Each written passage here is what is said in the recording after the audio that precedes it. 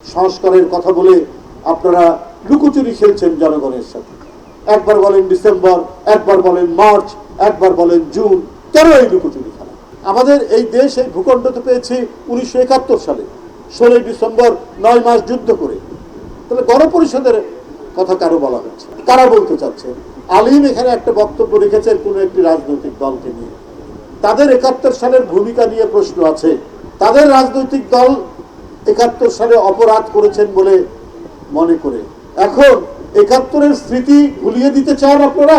71 তো একটা বড় অর্জন এই জাতির অর্জনকে ভুলিয়ে দিতে চান কেন? যে দ্বিতীয় স্বাধীনতার কথা বলেন, গণপরিষদের কথা বলেন, এগুলো যারা 71-এ যাদের ভূমিকা অত্যন্ত বিতর্কিত ছিল এবং যাদের রাজনৈতিক দল 71 সালে বিতর্কিত ভূমিকা, অপরাধমূলক ভূমিকা পালন করেছে, তারা না হয় তাদের সেই স্মৃতিকে ভুলিয়ে দেওয়ার জন্য এখন এই কথা বলছে। কিন্তু আজকে যারা বৈষম্য বিরোধী ছাত্র নেতা ছিলেন, নতুন রাজনৈতিক দল যারা করছেন, তাদের মুখ থেকে এই কথা বললে আমাদের কাছে কিন্তু এক ধরনের বড় প্রশ্ন দেখা দেয়। আপনারা কার কথায় কান দিয়ে এই সমস্ত কথা বলছেন? এই সমস্ত কথা বলা ঠিক হবে না। সংস্কারের কথা বলে আপনারা লুকোচুরি খেলছেন জনগণের সাথে।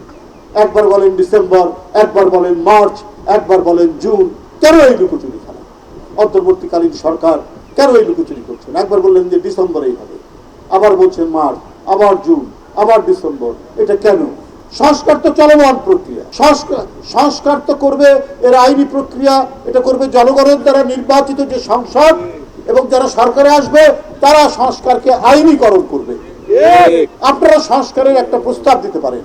এদিকে 5ই আগস্ট থেকে 5 মাস, আর এদিকে যদি ডিসেম্বরে আমরা ধরি তাহলে 1 বছর 5 মাসের মধ্যে কি সুপারিশ সেটা তো নিশ্চয়ই করা যায়। কুমিল্লার মুরাদনগরে জীবনের সব আয়োজন এখানে একসাথে। বিএনপির যুবদল, শ্রমিক দল, বিএনপির নেতাদেরকে গ্রেপ্তার করা হচ্ছে কারণ মুরাদনগরে সরকারের একজন শক্তিশালী মানুষ আছে। সেই মানুষের কথায় এসপি এবং মুরাদনগরের ওসিরা উঠা বসা করে। তো এটা অন্তর্বর্তীকালীন সরকার তো নিরপেক্ষ সরকার। সেই সরকারের কোনো ব্যক্তি তার কথাই যদি পুলিশ উঠা বসা করে এবং বিএনপির নেতাকর্মীকে গ্রেপ্তার করে, তাহলে তো হাসিনার চেয়ে পার্থক্য কি থাকলো ওই সরকারের? আজকে কুমিল্লার ওসি টেলিফোন করলে টেলিফোন ধরেন না, ওসিকে টেলিফোন করলে টেলিফোন ধরেন না, কিন্তু ঈদের প্রাককালে গ্রেপ্তার। শেখ হাসিনা যেমন ঈদের প্রাককালে আপনার পুলিশকে দিয়ে গ্রেপ্তার বাণিজ্য করাতো, ধরে ফেলতো রাস্তাঘাট থেকে যুবদল ছাত্রদলের ছেলেদেরকে ধরে নিয়ে টাকা দিলে ছেড়ে দিত, টাকা না দিলে জেলে দিত, আবার জেলখানা থেকে জেল গেট পার হলে পরেই আবার রিঅ্যারেস্ট করতো যদি টাকা দিতে না পারে। এই বাণিজ্যই তো শেখ হাসিনা করে এই দেশটাকে এক জঘন্যতম পরিস্থিতির মধ্যে নিয়ে গিয়েছে।